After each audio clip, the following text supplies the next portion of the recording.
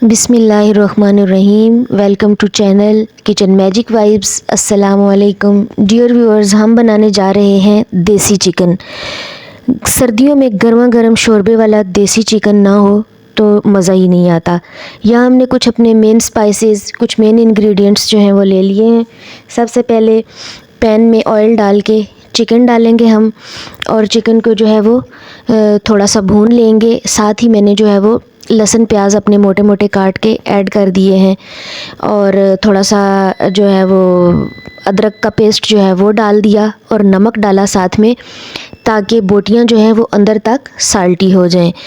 और जब अंदर तक चिकन के अंदर मसाला नहीं जाता तो खाने का मज़ा नहीं आता, इसलिए इसको अच्छी तरह से जो है वो भून लेंगे। साथ में स्पाइसेस अपने ऐड कर देंगे, जिसमें हल्दी है, लाल मिर्च है, नमक पहले डाल दिया हमने, और थोड़ा सा गरम मसाला है, खुश्क धनिया है पिसा हुआ, ये डाल के थोड़ा सा लेमन जूस जो है वो ऐड करेंगे। एंड पे ऐड करना चाहें तब भी कर लेंगे। जब अच्छे से इसका कलर चेंज हो जाएगा, भुन जाएगा, तो इसके अंदर टमाटो पेस्ट डाल देंगे, और उसके अंदर फिर अपने हिसाब का जो है वो पानी हम शामिल कर लेंगे।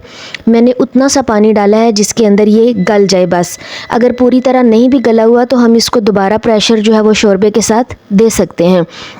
बहुत ज़्यादा पानी नहीं डालना, वरना फिर पानी आपको जो है वो थोड़ा निकालना पड़ जाएगा। तो मैंने इसको तकरीबन 8 से 10 मिनट के लिए प्रेशर पर लगा दिया, और ये देखें ज़बरदस्त माशाल्लाह से गल गया है। उबला हुआ पानी मैंने इसके अंदर डाला है क्योंकि बड़े अच्छे से टेंडर हो चुका था।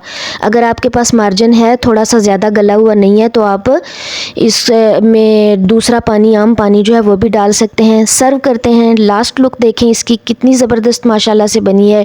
ये देसी चिकन का कोरमा है। नेक्स्ट वीडियो तक के लिए अल्लाह हाफिज़। अपनी दुआओं में याद रखिएगा। फिर मिलते हैं एक नई वीडियो के साथ। Thank you.